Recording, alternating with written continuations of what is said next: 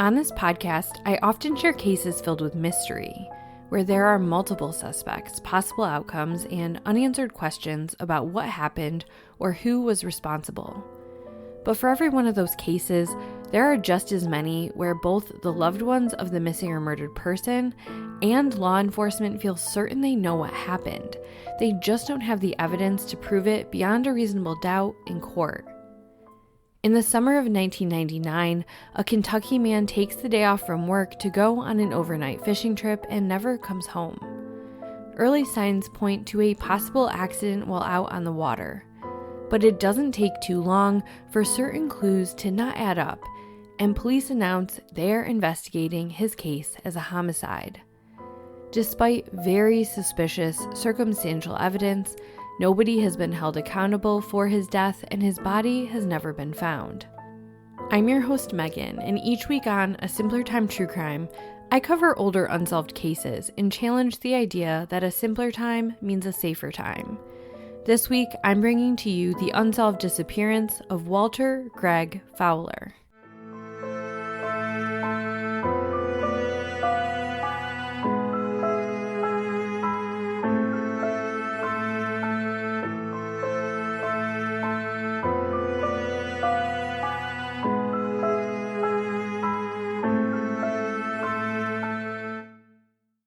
Just as a quick reminder, opinions expressed in the podcast are my own, and all parties mentioned are innocent until proven guilty in a court of law.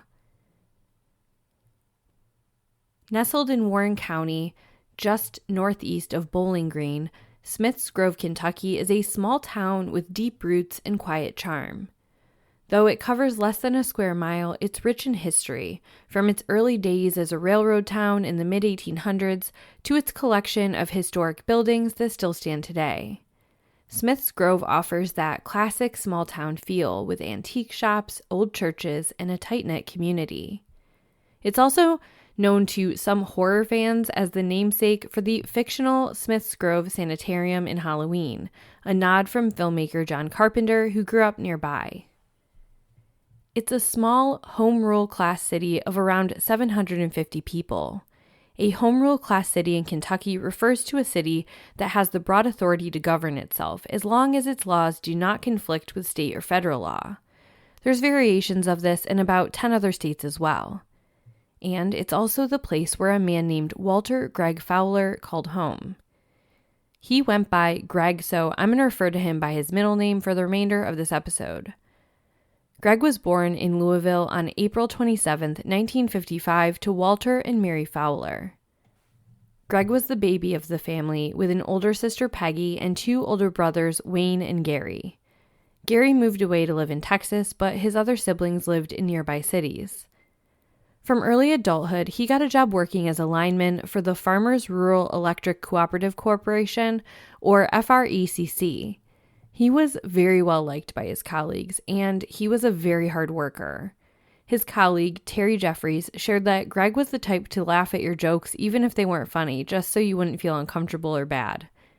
He was also known to be a very positive presence in anyone's lives. His sister told the Glasgow Daily Times, quote, "We used to laugh and cut up. He was just that type of person. You never saw him without a smile on his face." Greg also had his share of hobbies. When the weather was good, he would spend the majority of his weekends in any given month doing some golf, with his favorite course being Park Mammoth Golf Club in Park City, Kentucky. He also enjoyed hunting trips, particularly turkey hunting. Another thing I learned about Greg Fowler that made him endearing to me was just he was one of those guys who could never sit still. He was always working on something. He would help friends out in his spare time and do electrical work on houses, and he'd just do other mechanical work for fun. Donald Harbison, who worked as Greg's colleague and then his supervisor at FRECC, told the Glasgow Daily Times, quote, "He was always working on old cars, pulling a motor out or something." Greg never had any biological children of his own, but in February of 1989, Greg married a woman named Deborah Edwards. Greg was 33 and Deborah was 32, and she had a son, Mac, from a previous relationship, and he was around 11 or 12 when they got married. The family lived on a rural property in the town of Smiths Grove. According to Deborah, her son Max stayed primarily on her parents' family farm nearby. She was young when she gave birth to him, and it sounds like, based on the source material, Max's grandparents played a larger role in raising him than her. Greg continued his work at FRECC, working alongside some of his colleagues for decades. Then, in 1997, when Greg was 42 years old, he suffered a significant heart attack.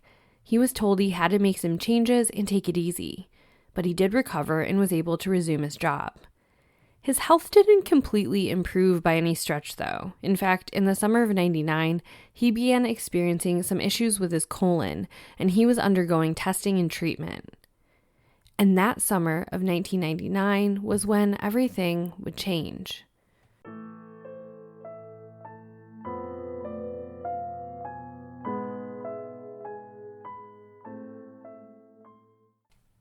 That change started on Friday, June 18th, 1999, when Greg Fowler called off of work. This, in and of itself, was strange. At the company Christmas party the previous year, Greg Fowler won a special award for having missed 0 days of work in 1998. He had recently missed a few days in '99, though, because of those colon issues I mentioned. The structure of time off at FRECC was that after 10 years with the company, employees earned 1 sick day and 1.5 vacation days per month. It also said in the papers that he had an unknown procedure just 2 weeks prior to this, so he had dipped into that quite a bit and was trying to build it back up. Just as a side note, I think that's an atrocious time off policy. That's really bad. I otherwise really like this place. His coworkers are mentioned a lot in the source material, and you could tell they really cared about him, but that's some bad PTO right there. So the story was that Greg Fowler had to miss work to take his wife Deborah to a doctor's appointment that day because she was ill. Then, according to Deborah, on Saturday the 19th, Greg left to go fishing. She said he drove away in his black 1986 Chevy Astra van, which was towing his John boat. For those unfamiliar, a John boat is a small flat-bottomed vessel, usually made of aluminum or wood, designed for calm, shallow waters like lakes, rivers, or swamps. You are not going to want to take this out into something that is filled with waves or try it out in the ocean or anything. Its flat design makes it incredibly stable, perfect for fishing, hunting, or quietly navigating those areas where larger boats just can't fit. So Greg had one of these, and his boat was aluminum. Deborah reported that Greg said he was going to go on this fishing trip overnight, and that he was going with a colleague named Tommy P., who I'm redacting his last name for privacy purposes, and with another man whom she only knew as Paul, and she didn't know that person. They were going to fish at the Barren River Lake. Now, this gets a little confusing, so I just want to take a moment to explain the difference. Kentucky has the Barren River, which is a natural waterway in the area. It's a tributary of the Green River, and it flows through several counties. Barren River Lake is a man-made reservoir created by damming the Barren River, which happened in the 1960s. It's about 10,000 acres of water surface, and it's surrounded by dense vegetation and coves. It is a popular recreation area, and adjacent to it is the Barren River Lake State Reservoir Park with campgrounds, a marina, trails, and a lodge. And so they were supposed to be setting up in this area. When Greg didn't return home as expected the next day, Deborah began driving around looking for him, but she couldn't find him. So she said she started calling around to family and friends to see if they had heard from him, but nobody had. She did this all evening on Saturday the 19th and into the early morning hours of Sunday the 20th, before heading home and trying to get a few hours of sleep. Worried, she phoned the Warren County Sheriff's Department first thing in the morning, and they told her she needed to wait at least 24 hours to fill out a missing persons report. Deborah did not want to wait. She contacted a state official who worked at Barren River Lake, and this person agreed to meet her there and try to help her look for Greg. En route to the lake, Deborah had to drive over the Barren River in her vehicle, on a bridge on Kentucky 101. There's a couple different variations of what happened next, and since I don't know which one is accurate, I'll tell you both. One version says that Deborah was driving over this bridge on Kentucky 101 over the Barren River and spotted her husband's aluminum boat. In this version of events, there was a nearby prison work group doing highway cleanup or something of the sort, and she flagged down a supervisor and shared that her husband was missing and that she was just sure she had spotted his boat below. Then, her and that supervisor went down to the river, and he helped her to try to pull the boat back in and call authorities. In another version, years later, it was stated that Deborah drove over the bridge to park and then had to walk back over the bridge as a pedestrian anyways to get to that meeting spot to begin the search where she was meeting up with that worker. And as she was walking back over as a pedestrian, she spotted Greg's boat, and then at that time, that man who was supposed to meet her happened to meet up with her right in that spot, and she pointed the boat out to him.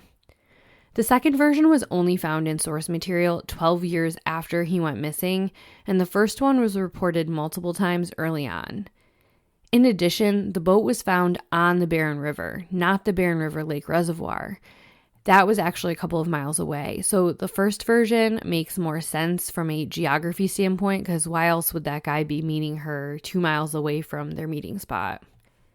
Either way, what we do know is that Greg's boat was found floating there on the Barren River near that bridge that goes over with Kentucky 101. Curiously, the boat was missing its motor and oars. It was just floating. Some source material lists the boat as capsized, which by definition would imply that the boat was tipped over. But the information is conflicting depending on which source material you read, and most of it talks about it just floating there without its motor and oars, not tipped over. I know, it's an occupational hazard of mine covering old cold cases. Conflicting source material can always be on your Simpler Time true crime bingo board. And trust me, it frustrates me too.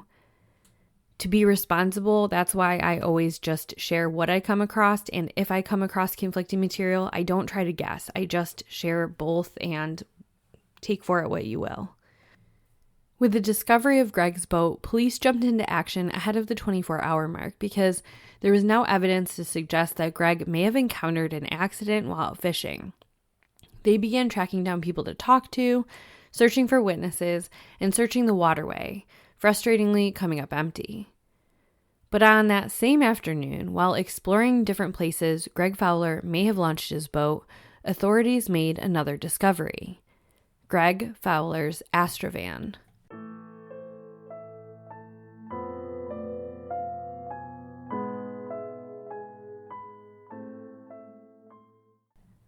I'm not going to lie, I Google mapped the road his van was found on, and it's supposedly a popular road locals use to drive down and launch their boat, but it made my blood run cold. I think I've watched one too many scary movies, but nevertheless, I'll share a photo of it on the Instagram page at simplertimecrimepod.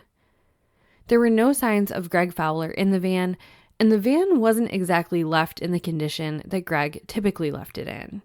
You see, the van was pristine and clean, and Greg wasn't known to be the most tidy of housekeepers or vehicle keepers for that matter. This was actually his work van, and his colleagues actually joked about it. They said that the back was always full of scraps of electrical wiring and all of his tools, and whenever one of them asked if he could borrow a tool, Fowler would just start digging through all his stuff, and they'd remember he would just say, "Hang on, I've got it in here somewhere," which I can just picture. So the fact that this was perfectly tidy and clean was just off.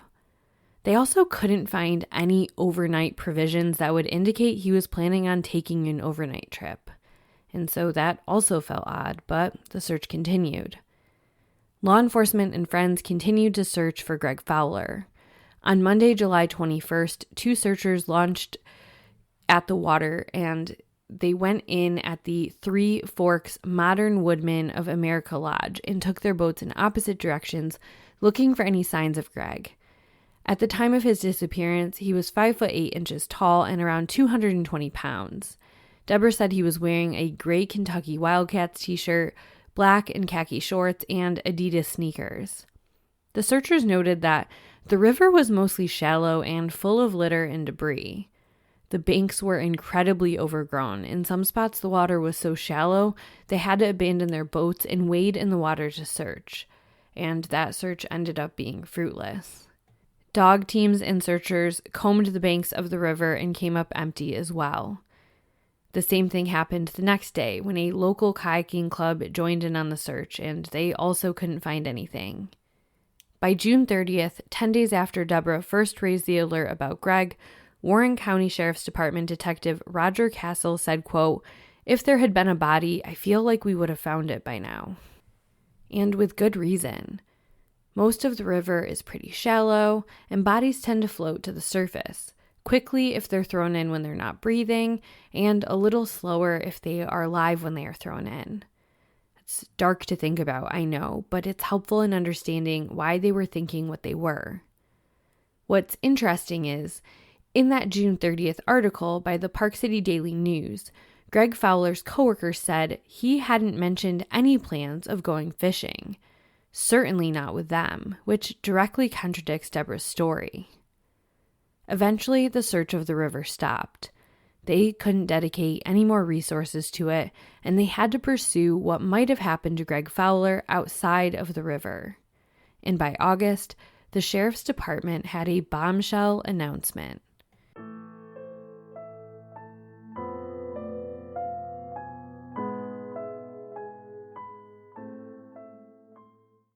I want to take a moment to thank you for listening to this week's episode. I research, write, record, and promote each episode independently. If you could leave a 5-star review and share the podcast on social media, you'd help me so much in my effort to reach new audiences with these cold cases. Case suggestions can be sent to simplertimecrimepod@gmail.com. You can also use the text me function in the show notes. I read all of them.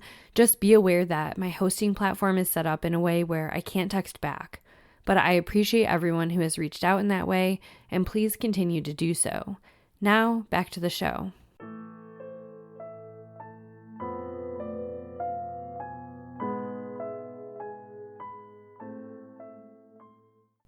By August of 1999, about 6 weeks after Greg Fowler disappeared on a fishing trip, authorities announced that they were shifting the case to a homicide investigation. Castle and Warren County Sheriff, a man named Jerry Peanuts Gaines, said that his team was going to revisit the area off Osborne Ford Road where Greg's truck was found, as well as use a helicopter above the water in the area where the boat was found. He said, quote, "We've been concentrating on a 2-mile stretch, and we've expanded it to about 15 miles along the waterway," end quote. One interesting thing I want you to make note of is that in this August of 99 article, Deborah tells reporter Justin Willis that her and her 21-year-old son, Mac Wright, were not doing well at all, that they were having a hard time with Greg's disappearance. She said, quote, "We are not doing well at all. We're hoping he'll walk in any time. We're hoping he's somewhere confused or has been knocked over the head or something. This is not a very nice world to get out into anymore," end quote. On its own, this seems like a reasonable and understandable quote from someone who is married to a missing person, but I'll circle back to this later.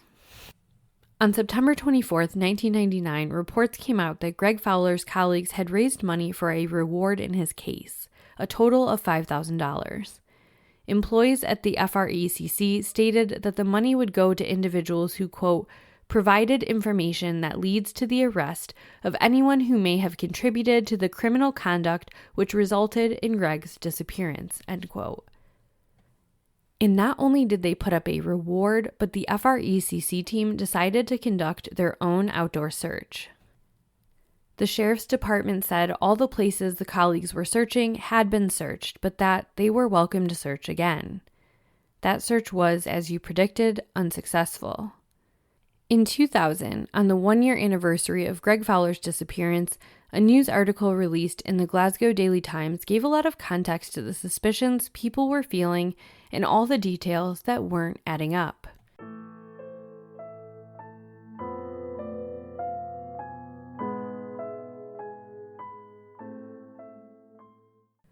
The article gave a lot of perspective of the coworkers and dropped some information that previously hadn't been released to the public.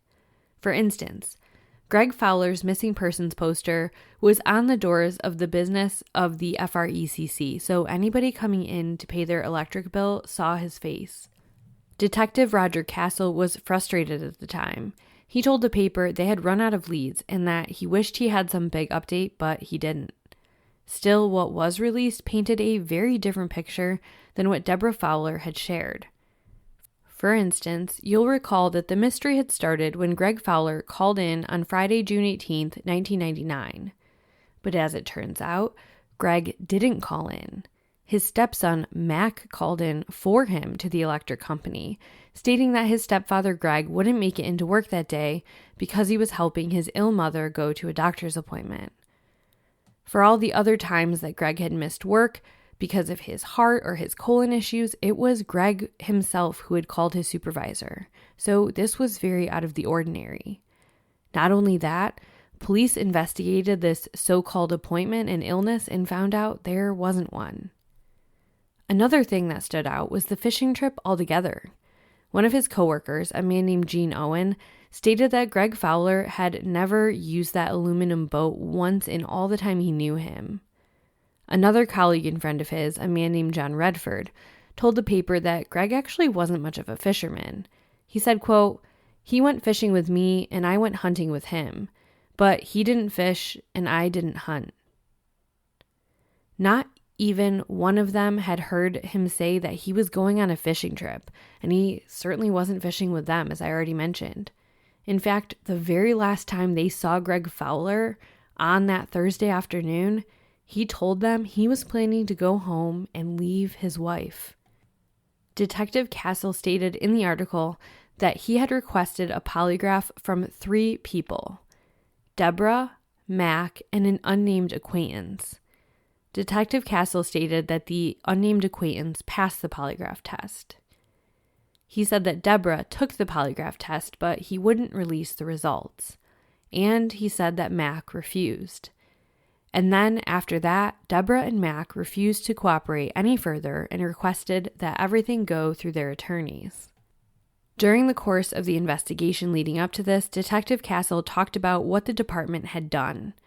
As is with many cases, his team received tips that didn't lead anywhere. Maybe Greg's body was in an old well or cistern, so they went out and searched plenty of those. There was also a rumor that Fowler was buried under the floorboards of his own house, so believe it or not, investigators removed part of the flooring. There was also said to be an old cistern under the residence Greg Fowler lived in at the time of his disappearance, but that it was caved in. There was another cistern on the property that had a huge concrete slab over it, and Castle shared that it would require a wrecker to lift it as it was several hundred pounds. And it sounds like that never happened and nothing came of it. One other town rumor was that residents had noticed a large bonfire burning near the Fowler property shortly after Greg's disappearance. But in looking into it, this was a dead end, as it turned out to just be people burning garbage, and Castle shared that the fire wasn't large enough to cremate a whole body. Finally, in this same 1-year anniversary article, Castle shared one more chilling clue. A cassette tape was retrieved from Fowler's company truck that he had told coworkers was there if anything ever happened to him. Castle would not release any information about what was on that tape other than to say that it was a telephone conversation between 2 people.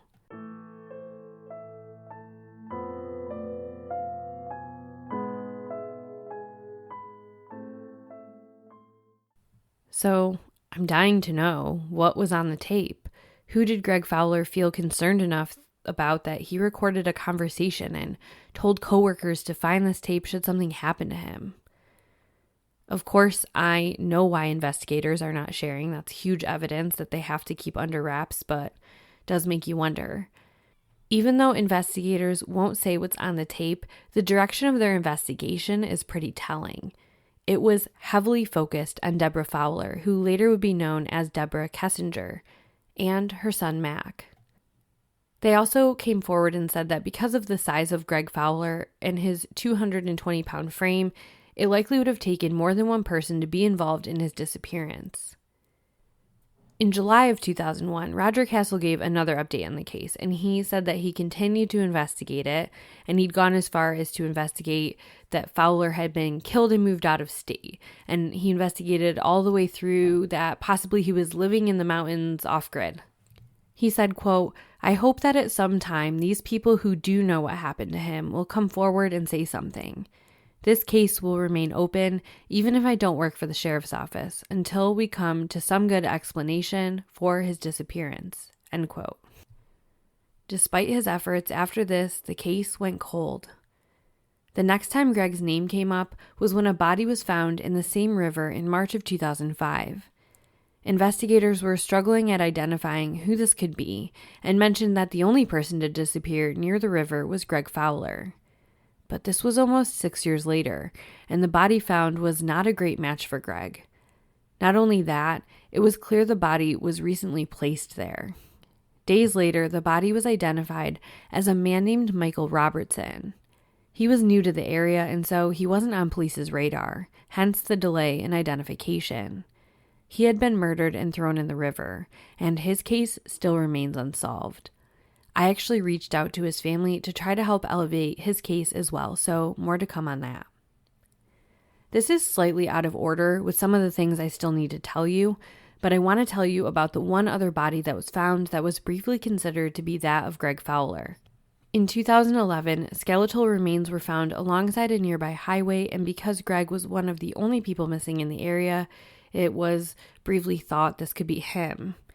But they were female remains and turned out to be those of a missing woman out of Indianapolis. Karma Purpura went missing in 2007 and was abducted at a rest stop. The truck stop killer, Bruce Mendenhall, was charged with her murder and found guilty a few months ago.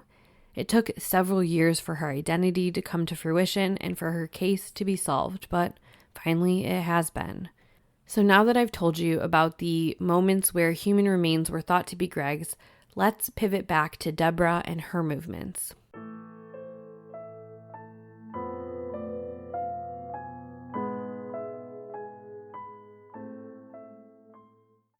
In 2008, Greg was legally declared dead, and with that came a sizable life insurance policy and Greg's retirement, with the beneficiary being none other than, you guessed it, Deborah Kessinger. Deborah claimed to be shocked by this and said she had no idea about any life insurance policy or any retirement funds. Oh, and one small detail I should probably mention here. It turns out that Greg and Deborah were $250,000 in debt at the time he went missing. I don't know the full detail of what that encompassed, but I know that their home was in the process of being repossessed. In June of 2011, for the 12-year anniversary of Greg's disappearance, Deborah finally broke her silence for an interview with Susan Tebben from the Glasgow Daily Times, and she had a lot to say. She said, quote, "They have openly accused me of murder and my son, and it's not the truth. I don't think they're even trying to investigate Greg's death. I think it's all about notoriety for themselves," end quote. She also claimed that police had investigated, or rather failed to investigate, all the possibilities she had brought to them. She said that she believed that there was involvement from drug dealers, of whom she'd been informing the Bowling Green, Warren County Drug Task Force. She claimed to be an informant, and she also mentioned a family member with whom she and Greg had a financial problem with, and she said they could have been a person of interest in the case too. But she was pretty honed in on this fact that someone was targeting Greg because they wanted to take something out on her because she was a drug informant. In this article, Deborah downplayed the relationship she had with her son, Mac. She talked about how he was raised by her parents on their farm and that they weren't close. She said, quote, "We don't have the relationship where I could say, okay, Mac, I need you to help me kill Greg, and when I have him declared dead in 12 years, I might give you some money," end quote. But you'll recall that kind of contradicts the 99 articles. Remember, it was Mac who allegedly called Greg into work sick on that Friday the 18th. And when his case was reclassified as a homicide in August of 99, Deborah talked about how torn up she and Mac were and how they were really struggling. As for the money, Deborah scoffed at those allegations as well. She said it was Greg's siblings who even let her know there was money in a bank account, and that she truly didn't know about it until after he was declared legally dead.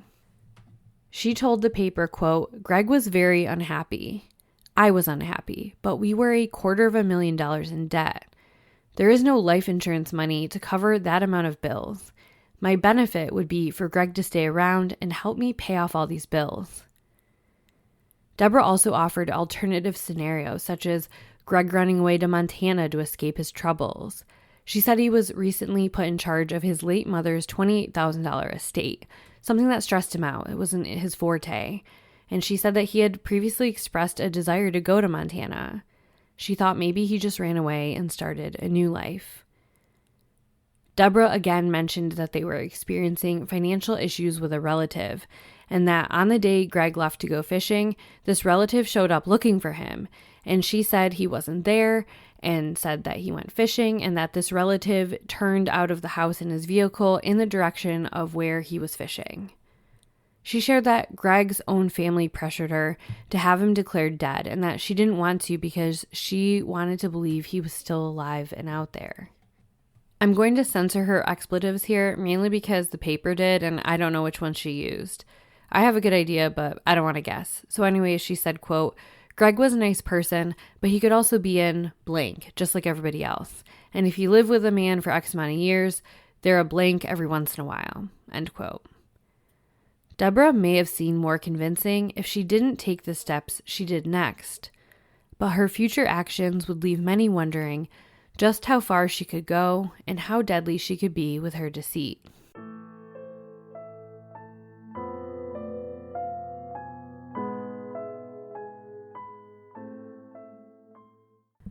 The week after that article was released, on June 27, 2011, a fire broke out at a Dollar General store in Horse Cave, Kentucky.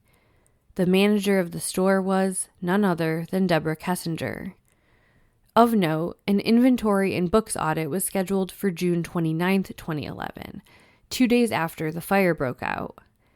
Kessinger told Deputy State Fire Marshal Todd Price that she went to the safe in the store's office to retrieve the cash deposit to take to the bank that morning when she heard what she described as clicking noises coming from another part of the store. She said she didn't have enough time to investigate what was going on, and when she turned back toward the break room to retrieve the cash deposit box she had placed, she heard a big boom and noticed the room was on fire. That same night, she called the fire marshal back and added a layer to the story. She claimed she was a drug informant and that people in the local drug underworld were trying to kill her with an explosion, which is similar to what she offered up in her husband's case, indicating that her being a drug informant led to something happening to Greg.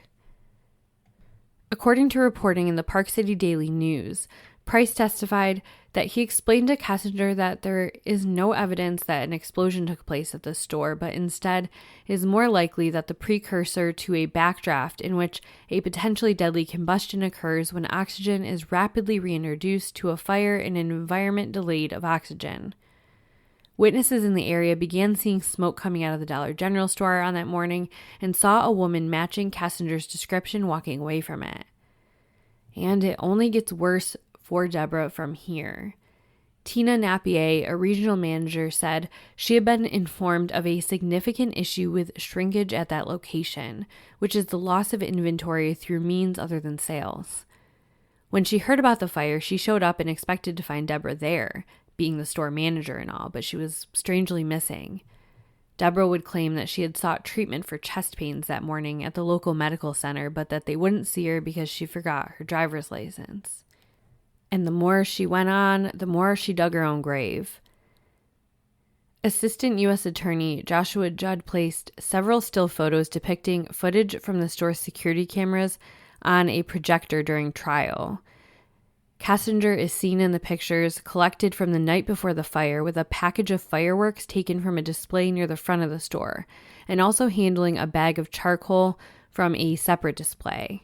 Fire investigators found remnants of fireworks and charcoal in the debris collected from the break room after the fire was put out, and several pictures showed Kessinger in the store's office with 2 days of store earnings to be prepared for deposit, appearing to be counting cash. Former colleagues of hers testified that she didn't properly account for cash and checks from customers and allowed inventory to accumulate in the stockroom while shelves were not fully stocked. Truthfully, this is just the tip of the iceberg because I don't want to get too far off from Greg's case, but if you're interested in reading just the depths of her fraud with this, feel free to check out the articles I linked in the show note. Kessinger was found guilty and sentenced to 6 years in prison in 2015. Concurrent to that investigation, she was also charged with bankruptcy fraud. You see, she had taken proceeds from the life insurance policy in retirement and hid that money with relatives and secret bank accounts, along with property she owned and additional purchases, all while filing for bankruptcy. In the end, she was found guilty here too, and between the cases, she was ordered to pay nearly $1 million in restitution.